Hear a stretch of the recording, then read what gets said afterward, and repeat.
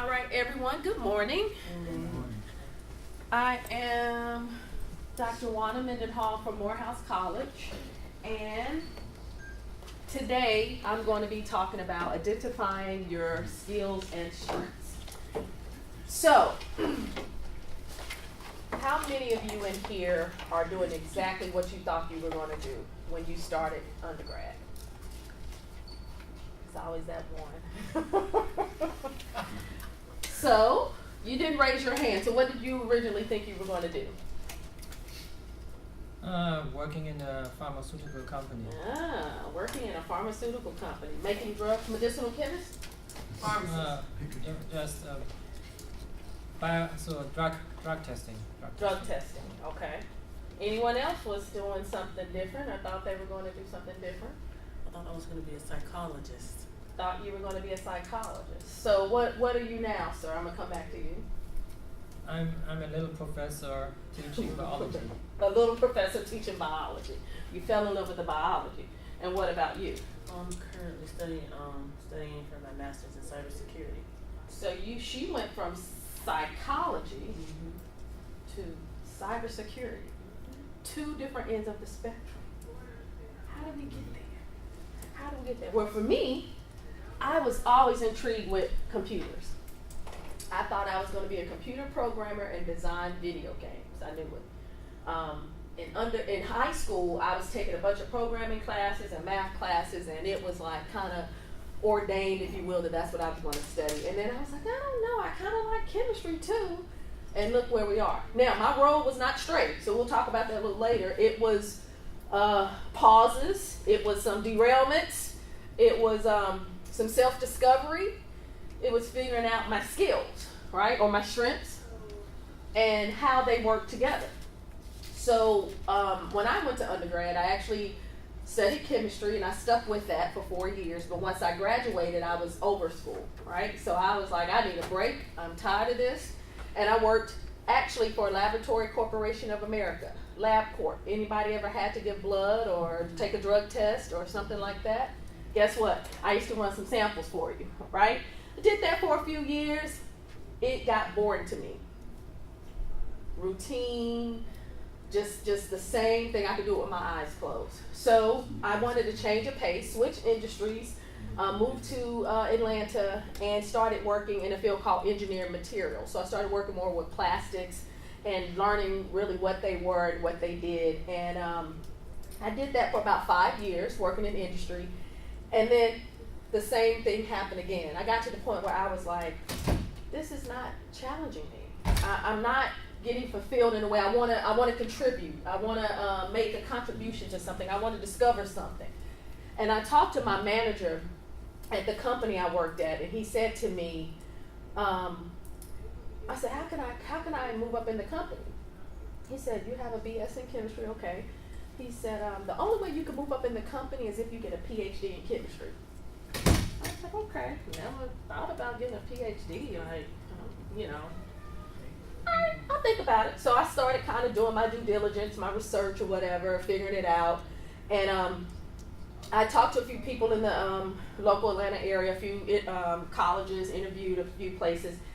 And one professor I spoke with, his name was Ishrat Khan at Clark Atlanta University. From the moment I met him, he mentored me. He sat me in his office and he said, you don't need a master's degree. You don't need to get a master's degree. You can go straight from the BS degree to the PhD degree. And everybody else I talked to didn't even tell me that type of information, right? So I'm like, okay. And this step here, subject GRE. So he started planting these seeds in me to kind of help navigate me along this pathway. And I said, I think this guy's legit, as y'all say. I could probably, work for him. So we talked and things turned around, and then I was like, I'm going to quit my full-time job, and a lot of people thought I was crazy. What do you mean? You're going to quit your job and go to school? Yeah, I did it. And 4 years later, eating ramen noodles for a little bit, right? I ended up with a PhD in polymer chemistry because I like plastic, so I studied polymer chemistry and how they're essentially made. And I went on and got a postdoc at Cornell University for about a year and a half or about 2 years. And then I came back to Atlanta because I didn't really care for Ithaca. It was great for science, but it wasn't yeah, it was not the place for me. And then I came back to Georgia Tech, did a postdoc there, and then interviewed at a few places, and I decided to actually join the faculty at Morehouse College. And at Morehouse College, I'll talk about it a little bit more, I was the only female in that department for about 8 years. Everyone else was seasoned older men who were physical chemists, and we had a few young cats that were organic chemists, but I was the only female. But guess what? I was also the only female when I worked in industry in a lot of the groups I worked in. So that didn't bother me one bit, right? But it helped me move forward and identify a lot of things about myself. My computer's acting weird. I'm gonna put this guy up here. We know who this guy is, right? And that's a plug for Morehouse. What did President Obama do? What skills did he have that allowed him to reach this apex? The President of the United States of America, the leader of the free world. What was it about him? What skills did he have that allowed him to get to that office? This is interactive, FYI. What do you think he had? Or did he know he had it? Yes, sir. Soft skills. I need more.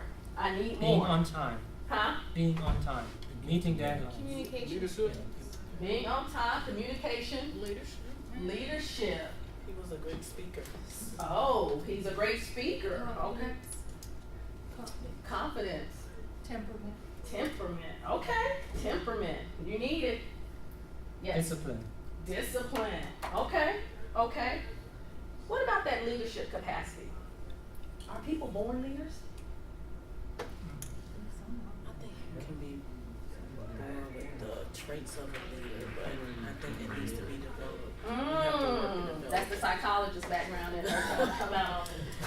So she says she thinks you're born with the traits of a leader, but you need things to help you come out of that. So that's what this workshop is about, trying to help you identify the skills that allow you to kind of help navigate along this path called life, right? That's what we're gonna talk about. And I'm gonna give you some tools to help with that. So this guy was at the apex, did a great thing. I'm sorry, but my computer's doing something weird with this internet. You wanna? No, it's something popping up. I think I'm good. As long as it doesn't show there, we're all right. So I have another example for you. I'm a big football person. If you don't know American football, I apologize in advance, but it's a good story, so just stick with me. I'm going to tell you this story. This guy here, number 11, his name is Carson Wentz. Anybody know about this guy? This is Philadelphia. This is the Philadelphia Eagles. What do you know about him? I saw a hand or something. You wouldn't know North Dakota State. Huh? You wouldn't know North Dakota State. North Dakota State. Give me more. What just happened to him not too long ago? You got injured. He got injured. Right? So, number 11 here, who was the star of the team, the leader of the team, carried that team on his back. They were playing football, great season. Everyone's, oh, the Eagles are the best. Like they're probably gonna go to the Super Bowl. They're the best. They got the good defense, the offense, the O-line's protecting him. They're doing it. And one Sunday afternoon, they're playing this game. He wants to make a play. He's a talented quarterback. Talented. He has the skill set to carry that team and to win games. I think they were undefeated, right, for a minute. Yes, foggy right now, but yeah. But something happened one Sunday afternoon when they were playing the Los Angeles Rams. He went to make a play because he was so competitive. He wanted to get into that end zone. And when he went to make that play, he scored, I do believe. He got the touchdown. But when he got up, guess what happened? Something popped. He was injured. Something popped. And it was his knee. And guess what? He was out for the season. Guess what? All the city of Philadelphia Eagles fans and wherever else they were, the Eagles had fell flat for a minute. Maybe 2 games. I can't remember right now. So this guy, number 9, his name is Nick Foles. He was number 2, the backup. Oh, they can't win that. It's a wrap. We are out of the game. This will not happen for the Philadelphia Eagles. We are not going to win. It's done. It's a wrap. Stick a fork in them, right? Anybody know the story of Nick Foles? You been there for a good while. So he's number 2. So he's the number 2 guy, But do you know where he went, where he was before he went to the Eagles? So he used to be head quarterback at another team. I believe it was Kansas City. He got traded. They didn't want to give him the money. He got traded. So he got demoted. He got demoted. But it wasn't necessarily because he didn't have the talent or the skills. It's just the game that's played, right? The game of capitalism, the business behind everything. So these two guys, one who carried the team on his back, had the talent, had the skills, was winning, everybody's favorite, the town loved him. He goes down and then everybody got deflated. We don't know what we're going to do. He can't hold this team up. He doesn't have the skills needed. He doesn't have the talent. He might, but he can't go into pressure. We can't believe in Nick Foles. But guess what happened? I told you, he used to be top dog at another team, right? Lead guy. So Nick Foles his success was like this. He was at the apex before he went to Philadelphia. When he got to Philadelphia, his success kind of went down and got a little intertwined, right? As such as our lives are propelled, right? We come into things where our path is not straightforward. President Obama, he was at Columbia University. He started acquiring these skills he needed, right? He went to Harvard. He was acquiring skills, right? So he became, the president of the Harvard Law Review, one of the first African American, I believe. How did he know he had those skills to do that, right? They begin to manifest. And that's what we do in life. We continue to move on this trajectory, but it may not be a straight line. It isn't a straight line. Okay, you heard my story, and I don't consider myself successful. Now, with the Post-its you have, what you need to do is, I want to make sure everybody has those. Given some of these tangible examples of people that I've talked about and how they have certain skills. Oh, you're fine, I think you were. Everybody else have them? Everybody else have them? How did they get to that point where they are? How did they figure out how talented they were, or even the skills they had to be where they ended up, or doing the job that they're doing? How did they go about doing that? So the first exercise I want to do is have you write the answers to these 6 questions. So I'm going to give you a few minutes to go through these and write this down. It may take a minute to think about it, okay? The first question: what experience or task makes you lose track of time? So take a moment, think about something that you do, or love to do, if you will, that you can get so engulfed in it that you just lose track of time. Number 2, what task provides you with a sense of satisfaction? So what is it, something that you do, an experience where you're like, oh, I enjoy this so much, I could just do this for the rest of my life? Okay? 3, do you feel good when you perform this task or activity? It could be playing video games. It's okay. It's okay. We will meet you where you are, and we come in peace. So if that's what you do and you lose track of time on, I don't know the video games that much, I just think I know 2K, but I might be outdated with that. It's all right. But if you enjoy that and you lose track of time, that's what we want to know.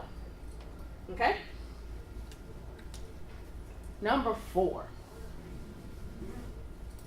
when you wake up in the morning, which tasks or activities are you most excited about?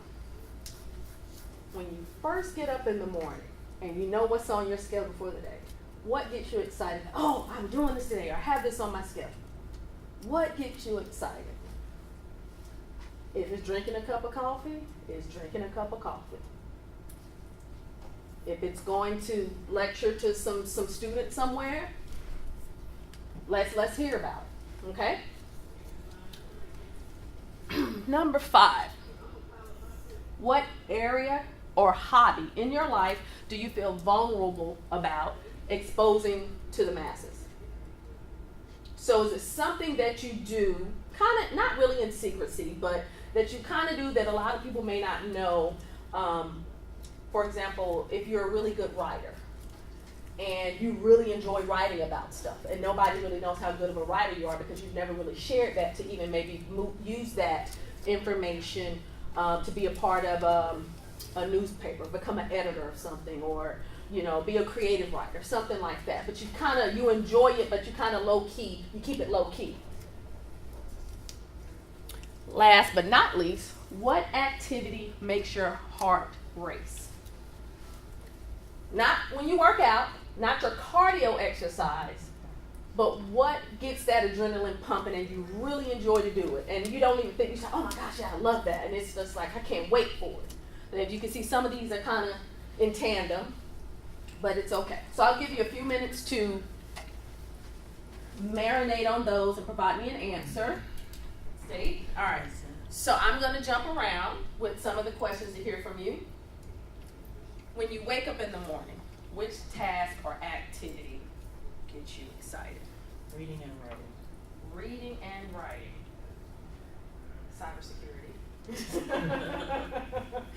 Reading and writing. All right. What about you, Professor? I said the same thing. Reading and writing. I get up in the morning. You sociologist or yeah, I remember. Okay. What about you, young man? Where are you from? Voorhees College. Voorhees College. What's your name? David James. David. Okay, David.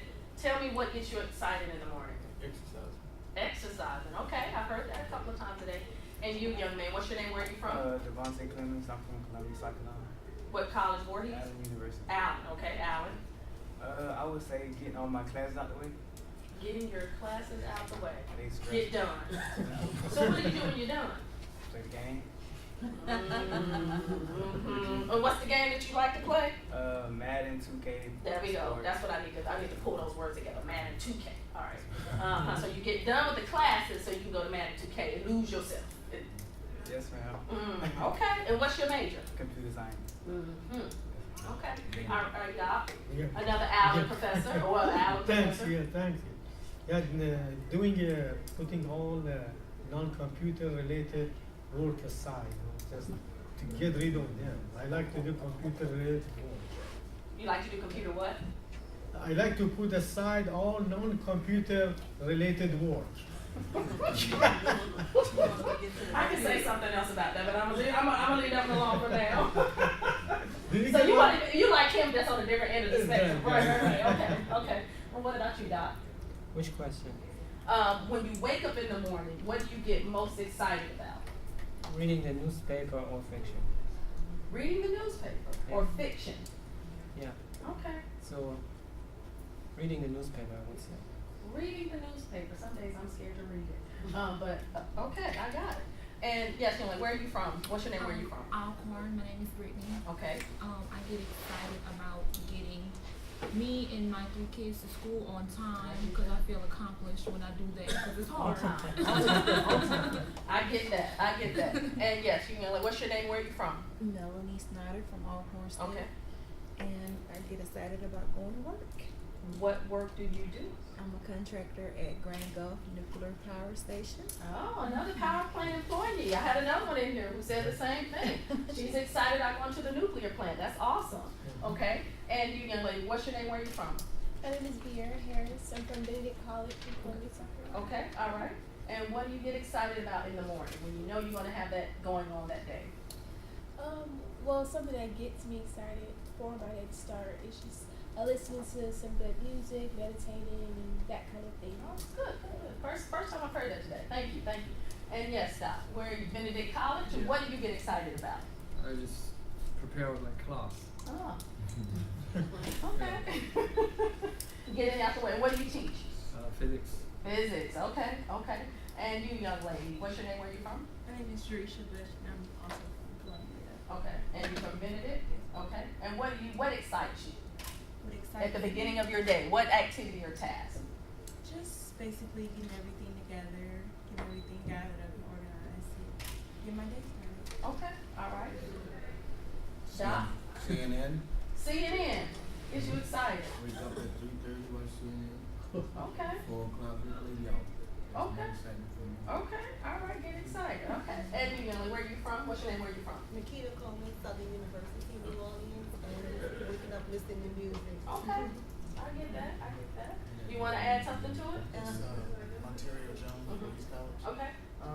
Get excited, get up in the morning, ready for work, and just starting new projects with the students. Starting new project with the students. Okay. So we got some teaching, and you just want to get your computer stuff out of the way. I get that. Okay. Reading and writing. So we have an interesting depth versus breadth type of situation where we have some that you just need that you feel accomplished. I get it. You get them out on time, and you get to where you're going on time. It's a great day. So now, given the answer to that question, let me ask, what experience or task make you lose track of time? I'm going to start in the back now. Young lady from Miss Benedict. That might not be. That's fine. I think social media, just anything pertaining to my phone, whether it's just having it around. I think the phone period or electronics period is can be somewhat of just a distraction. That you lose track of time on the phone. Or my computer, my laptop. Are you still on social media when you're on the computer, or are you doing something else? Well, even if I'm just, say if I have to, if I have to study for a physics test and I'm doing something like cybersecurity related programming, like that's still throwing me off task from what I need to do. So it's just technology, kind of. Technology, all right. What about you? When I'm trying to finish a task, then maybe lose track of lost the track time. Okay. Lose track of time when you're actually working on something. Yeah, you can we lose track still of have a time. project that need to do, Okay. so. Okay. And what about you, young lady? I think mine is the same as theirs. It's my cell phone. But I mean, I study and I enroll in social media at the same time just to find a distraction and go back into it and just refocus basically. Okay. If that makes sense. I hear you. Okay. At both jobs, if you consider that we don't have a clock that we punch, we have milestones and deliverables associated. So if I'm on the research side and experiments are going well, you can find yourself staying longer. If I'm teaching in a course, in a class. So your work sometimes allows you to lose So track of time. I don't need to look at a clock. Don't right? need to look at a Just clock. look That at the work, task. you're in the zone. You can be in the zone when it comes to that deadline. What about you, young lady? Mine would be, well, what I use to relieve myself from the stress of studying in school would be dancing. Okay. So dancing allows you to lose track. Yes. That's good. That's good. And you, young man? I tend to lose time when I'm doing a lot of research on stuff that I find interesting, something you found on TV or something like that. So it can be anything. It can be research, like your research science related, or just anything in general. You can be researching how coffee is made, and you can just be so engulfed in finding that out. Okay, very good. And you, young man? Doing homework. Show off. All right, homework. That's the first for today. Okay, and what about you? I say watching TV. Watching TV. What's your favorite TV show? I don't really have a favorite TV show. Well, like movies.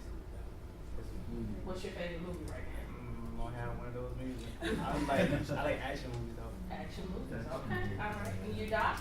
Yeah, What do you lose? What task allows you to lose track of time? I do coding, programming, and all that. Okay. You can lose track of time, but you just want to get it out of the way too sometimes.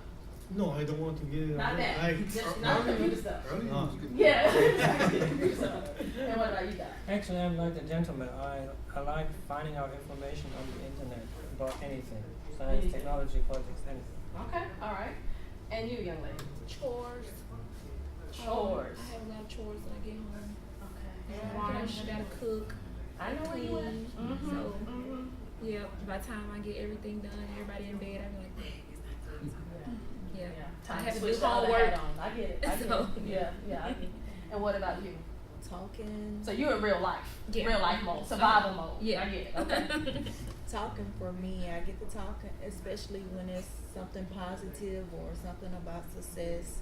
I Okay. can talk and Okay, lose so track you- of time. Okay, so you're social. You're Yes. just talking to other people, meeting new people. Okay.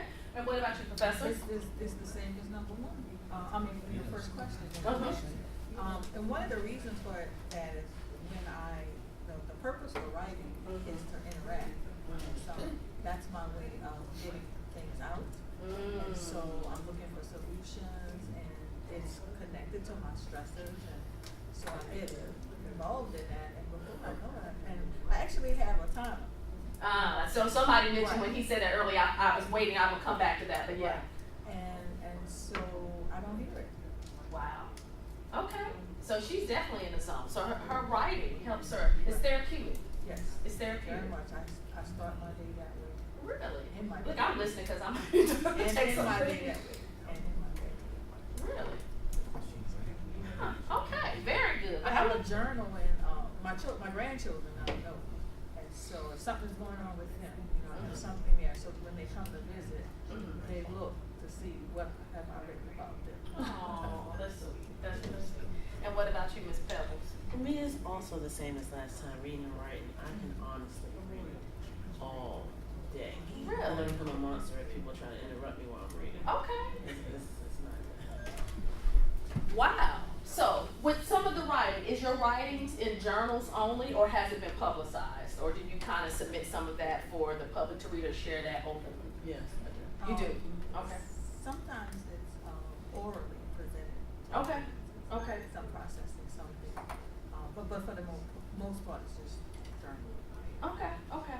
So a lot of times when we start to basically itemize and write down some of the things that we answer to these questions, this helps us identify a couple of things about ourselves. And in that identification process, we can extract a couple of things. We can, I'm frozen again. Did it switch yet? We can look at talent that we may have from some of the answers to those questions and the skills we may develop from some of those talents. Okay? So what I would like for you to do next for this exercise is, given your answers to the previous subset of questions, I would like for you to now, on different Post-it notes, it could be just 2 if you want to write small or a little larger, because I'm going to take the skills up, okay? I want you to write the talent that you basically acquire from the answer to those questions. So if you like to read or write a lot, or somebody said dance, what that talent is, or researcher, write the talent that you can extract or extrapolate, however you want to look at it, from those activities or tasks you like to do. So you like your stuff to be in order, I can tell. Gotta be very organized. She don't nothing. Yeah, she likes to be in order. So there's a word for that too, but not a, So find your talents, and in one column, and then your skills that can come from those talents in another column, given the Post-it notes that you have in front of you. I'll give you a few minutes for that, and then we'll have another discussion about it. So one example might be, if we look at my original example, when I compared the 2 quarterbacks, Wentz versus Foles. Carson Wentz was number 1. He was favored, right? They thought he was the leader. He was going to take them to win the Super Bowl. And then, as I told you in the story, true story, people were devastated. They didn't think Nick Foles could handle the pressure. He's never made it that far in the playoffs. He's not ready for this. It's too much for him. They didn't think his talent as a quarterback or his skills as a quarterback. Okay? Some skills of a quarterback that he can have. So he had the talent of being the football player, right? He had made it there. But his skills of agility, of being strategic, of being decisive, of being, what's the word that I'm looking for? A leader. They didn't think he could do it, right? This is we can hang it up. So you see how he had that talent of the football, but he had the athleticism. That could have been his talent. He was athletic. But what about his skills? So from the exercise, I'm going to come around and take up the skills tabs from you. I'm going to hold these. This is skills. All right. So, and then we will go around the room giving your, yes.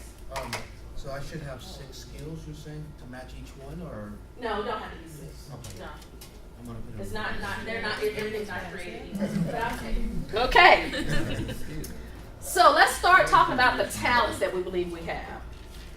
I'm gonna start back in the corner. What's one of your talents you would say from your research? Your passion for research, or your It kind of makes it easier whenever you don't know something instead of know how to do something. Saying that you don't know how to do it, you can always go and research to figure out to teach yourself. So your talent could be that what you're humble in it. What we go with that? It gives me the ability to kind of teach myself something I don't know without having to, reach out to somebody. And the dancer. I'm sorry to call you that, but that's it. Yeah. Now what talent? Your talent, huh? Let's do talent right now. We'll come back to skills because I got your skills with me. It would be, I guess, learning how to interact with people. But when you dance, what kind of dance do you do? Belly dancing, salsa, tango, moringa. So you still have this coordination talent about you and athleticism, right? So you have to be able to know how to breathe and all. I'm not a dancer, not a professional one at least, but you know how to actually go about that. Your body has to be endured to dance for a certain amount of time. And talent. I think being a visionary. That's a good one. That's a good one. Visionary. Yeah. So you can see big pictures and bring it all in. Well, you're doing the research, right, but you need to tell yourself, remind others of where exactly it needs to go. So I can believe that about you. I see that, yes. Okay, he I'm does have that talent. I actually just witnessed that this week with you though. So yeah, he does have that talent. All right, you get lady. When you're on that phone, are you creating new apps?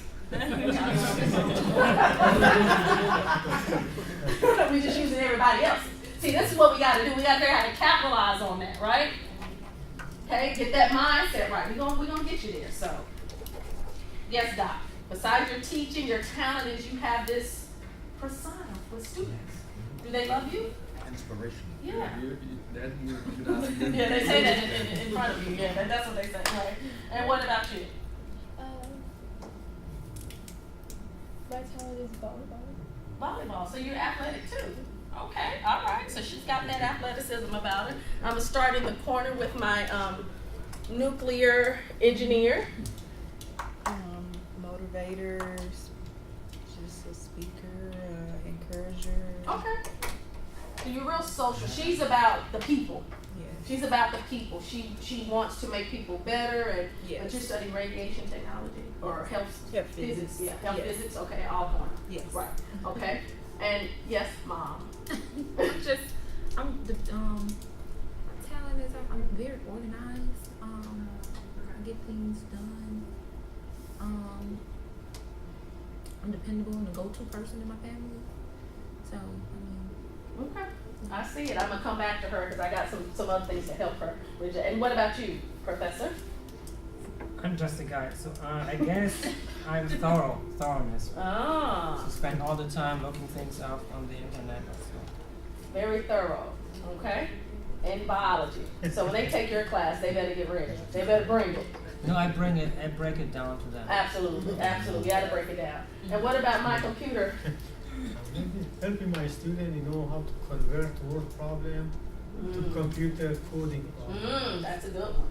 Yeah. That's needed. Okay. So he's bridging this gap. So we have this life problem, but how can we solve it? And that's what we do a lot of times. So we're not really focused on our technical side now, or our hard soft skills. We're going to talk about that a little bit more in a moment. But how do we take some of those real life problems and translate them into something that a code can solve? Something that we kind of use a friendly app for. So when we're on our phones a lot, we want somebody else to get consumed in their phone off of something we developed, right? Okay? And what about you, my gamer?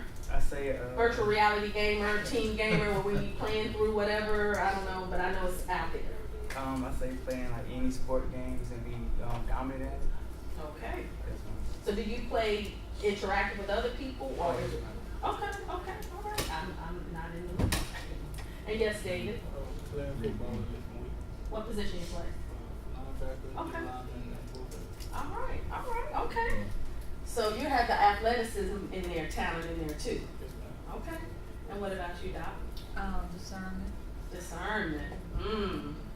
So she'll let you know if she like you or not. She gonna write that down too. And what about you, Pebbles? Definitely critical thinking. Critical thinking. Okay. From psychology to cybersecurity. So you got it all wrapped up in there. Think about that. That's a computer. That's a mastermind behind there, right? Stay woke, as they say. All right. So now, let's take a look at our skills. We want you. You can kind of misconstrue kind of what the talents can be, but I'm going to clarify that for you momentarily. But let's kind of itemize some of the skills we have. Somebody said interpersonal communicator. So that's somebody. Do you think President Obama had to have that skill?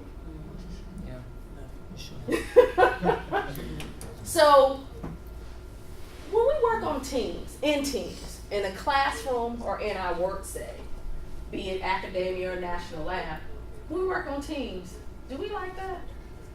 Let me ask the students first. Students, how many of y'all love to work on a team project with your classmates? My classmates are. These are comp sci students, because all the chemistry students and everybody else don't like. Well, I have physics, but I like my department.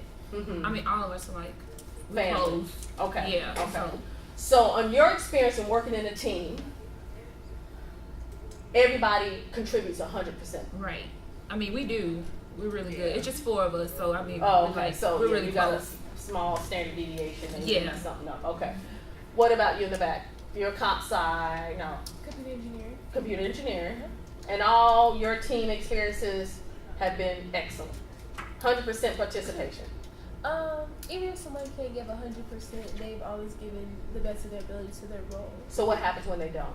I haven't had a situation to where someone's just a straight slacker, but if someone's not strong in something specifically, then we'll work together to pick it up. Okay. What soft skill could we use to work together to help people pick this up? So if you have somebody on your team that may not carry their weight, falling a little short, what soft skill could we use to help them step their game up? Somebody, anybody?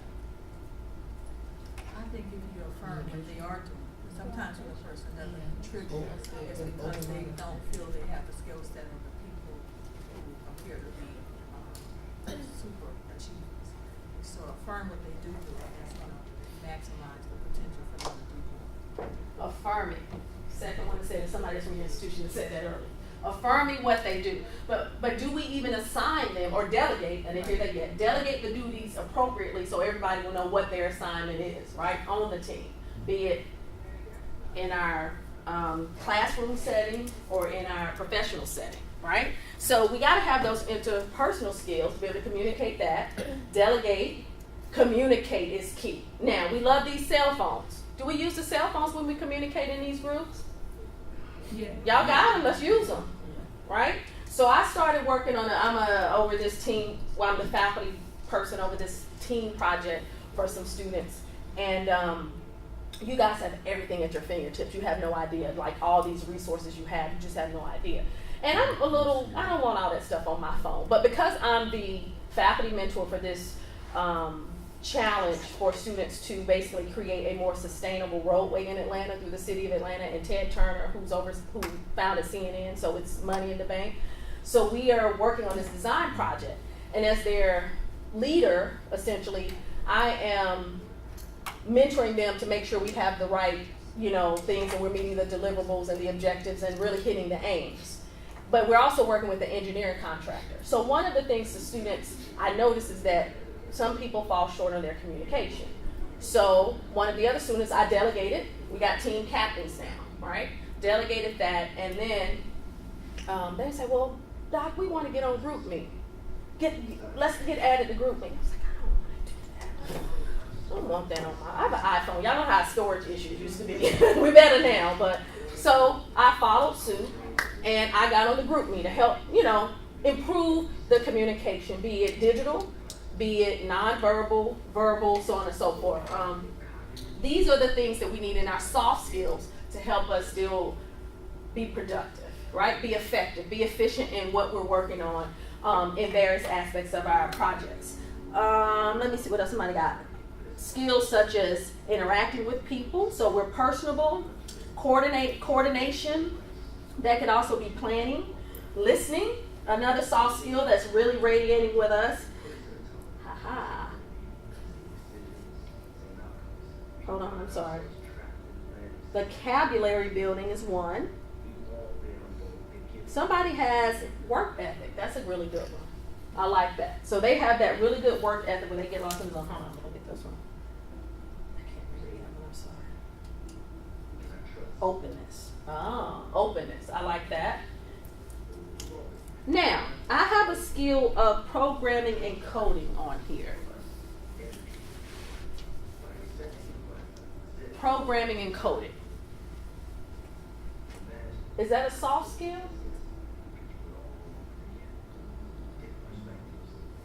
When we think about quantitative type of work that we do, that is something that's in line with more of a hard skill. Okay? Because that's what we do. Like, we're in that scientific engineering realm where those type of things we get, but being quantitative, being analytical, learning that coding, that's more on our hard skill side. But the soft skill side is what helps us matriculate through these processes. Anybody ever seen the show Big Bang Theory? Mm-hmm. So there's one of the main characters is on there, Dr. Sheldon Cooper. What is it about everybody? What is it about Dr. Cooper that is quite interesting? Let me rephrase okay. How he interacts with other people. How does he interact with other people? You said horribly. Raise your hand if you've seen this show. It comes on like reruns, like over and over and over, like repeatedly. So Sheldon Cooper is, and for those of you that don't know, is in a group of friends that are professors, I think at Caltech. They're physicists. Yeah. Well, they don't say Caltech, but in my mind, that's kind of. Yeah, it's kind of. Yeah. And so they're a group of friends that are physicists or research engineers at a university. Sheldon Cooper does not have soft skills. He's very rigid. He's a hardcore theoretical physicist. And it's comical though. It's comical. It's funny. So he's looking at me like, he's looking at me a little nervous. It's very comical. But the thing, what's interesting is, and what Dr. Root said earlier was that you can be a brilliant scientist, but have horrible soft skills. And a lot of these soft skills of being personable, being charismatic, being able to communicate well and effectively and pleasantly, so that's another thing, affects overall who you are in your personal brand, okay?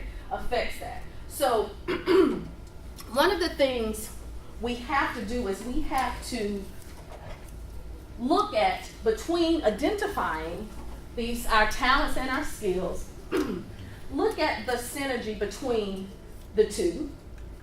And what if I tell you that talent times effort equals skill? Talent times effort equals skill. But more importantly, skill times effort equals achievement.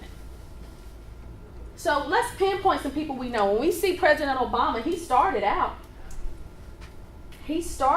Columbia, he's walking that path, he's figuring out who he is, he's getting smart, he's making these good grades, he's developing the skills he needs to matriculate out of Columbia and get into law school at Harvard.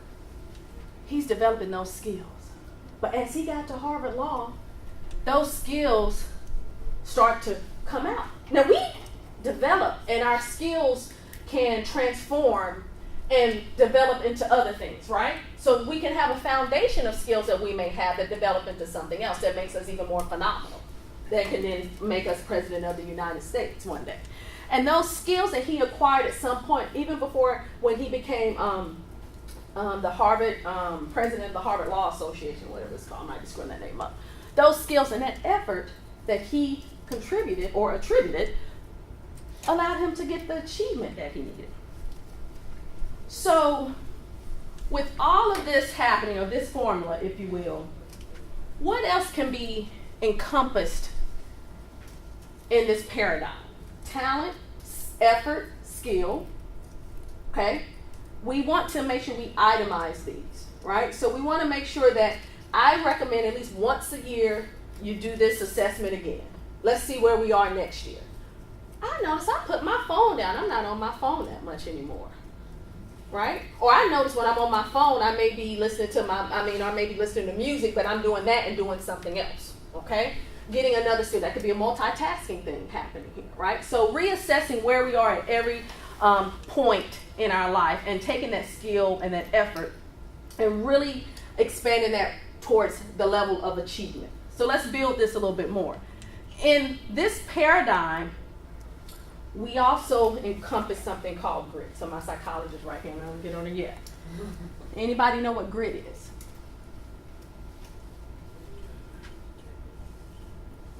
What's your definition of grit? And I'm not talking about what we have for breakfast. Not the cheese grits, not the shrimp and grits, not today. The hard or softness or something, right? Mm. I don't know. Give me more. Not quite, but give me more. Yes, Doc, I'm waiting on you. To overcome hardship or obstacles. To overcome hardship or obstacles. I'm going to take two more because I'm going to pull on Professor over there in a second. Yes, ma'am. To overcome hardship or obstacles, okay. It's like a residue. It's like something that you kind of obtain. So like the toughness when you overcome something, or when you go through something, the swag, the confidence, there's something that's kind of tough about it. It's kind of tough. Something. It's something. It's something. Anything in the back? Doc, you want to add something? I was just thinking about tenacity there. Mm. To pride through. You want to add something else? Yeah. Tenacity, you push your through, ability the to- swag. It's basically your ability to endure. Your ability to endure. Let's take a look at the acronym a little bit closer. Growth, resilience, integrity, tenacity. And we hit along all those marks along the way. This grit is the phenomenon of what pushes us further over the edge.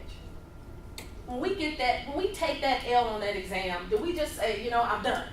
I'm changing my major. Don't we do? Some people have done it. I can't do this chemistry. Those labs are too long. That happens. That's real life. I hate going to bio lab. I hate going to physics lab. Do we just give up? Some do, but the ones that stay, they have the grit. Because you're on this trajectory of where you continue to grow, right? And growing, there are pains in it. That's why they call it growing pains. We agree, right? No matter where you are, even if you're doing it, there's some pains with that growth that's going to come along, right? But we have that resilience. What do we know about resilience? Mama, I'm going to call on you because I know you got it.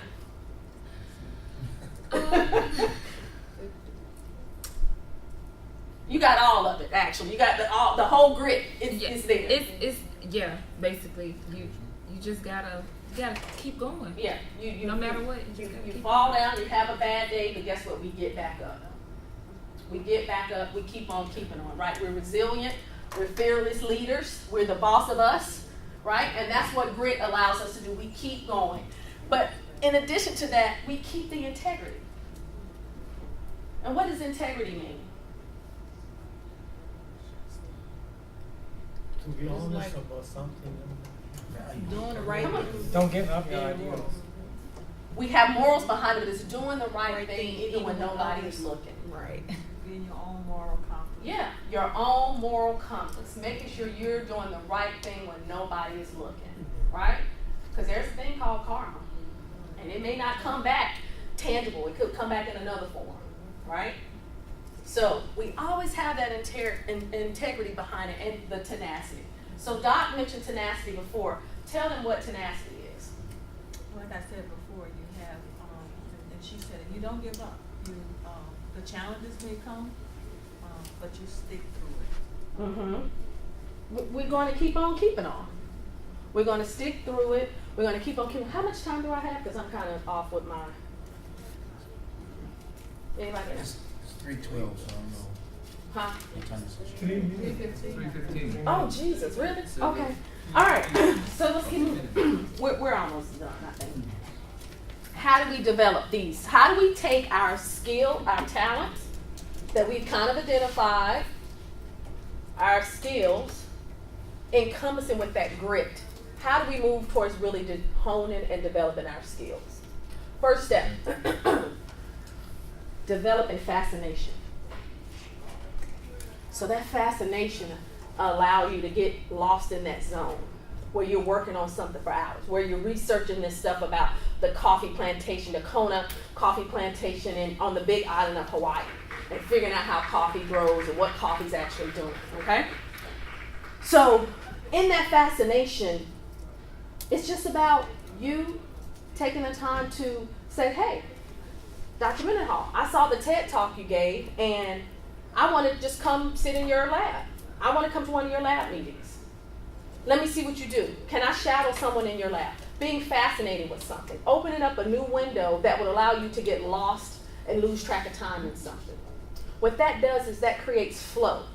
That flow allows you to continue to just doing something that you don't care what time of day it is. Reading that newspaper when you say, oh my gosh, all this stuff is going on in the world, right? Or you're looking at the sales papers, I don't know. So you're developing that fascination. And the second step is daily improvement. We don't stop. We have that grit. We about to get in that flow zone. We do not stop no matter what. We may be up to 3 o'clock in the morning and sleep for 3 hours. You know what I'm talking about, right? But it's something in us that keeps us going. And it gets tough. It does. But there's always something to say, you know what? It could be worse. So we keep that grit behind us because we're constantly growing. What we do is for that daily improvement is that what we did yesterday, and he alluded to this in the session earlier.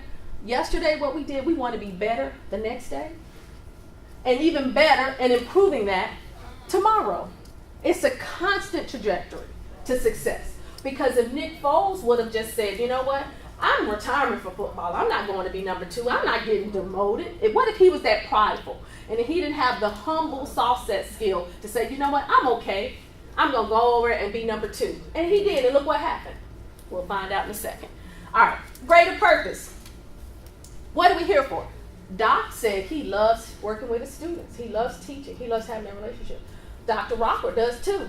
He enjoys it. He loves being in that classroom. He loves mentoring students in their lab, right? Guess what? That greater purpose in identifying our skills, hard or soft, extrapolate that in a second, it's higher when we're on the grit scale.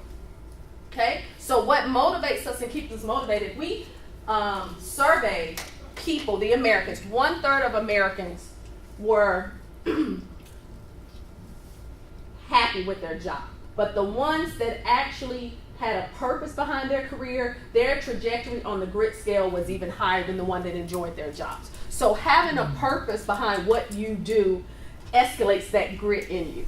Purpose is important. So working with these students allows us to even get more ecstatic about what we do. And students, we want to work with you. We want to give you opportunities. We want to help develop you. That's what we're here for. That's why we're in the work we're in. Last but not least is something called the growth mindset. Anybody ever heard of this? Yeah.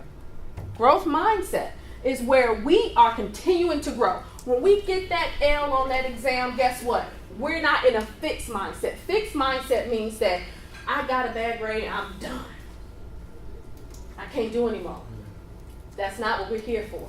We are here because we have a growth mindset where we're continuing to motivate ourselves. That grit that we have embedded in our DNA is coming out, and we're going to keep trucking on from undergrad, grad to postdoc to whenever we get to the career phase, right? And guess what? The growth mindset doesn't stop there. Dr. Rockford said when he's working on a project, meeting his deadlines, he gets so indoctrinated in that he can't stop. That's growth mindset. He has that mindset where he's continuously growing. And he's in a stage of flow, where flow means you lose track of time on what you're working on. When you're in that gaming zone, when you got to beat them, you're in flow. You're in flow. When you got to win, you're in flow. Nick Foles, when he was starting to win those games, the one that was actually the Super Bowl, I didn't tell the truth yet. Anyway, I'm wrapping it up now. So, last but not least, I think the internet's like jumping in on me. We can separate our skills, as I said earlier, to hard and soft, and develop. Develop our soft skills. Ultimately, we want to have these skills that will transfer from when we're in undergrad or grad to when we get over to our careers, right? So learning how to effectively communicate, learning how to work in teams, learning how to manage people, learning how to speak to people, learning how to have those interpersonal skills. These are all needed to transfer, right? Because we can keep developing them. Personal branding is important. How you carry yourself, how you present yourself on social media. How many have a LinkedIn page?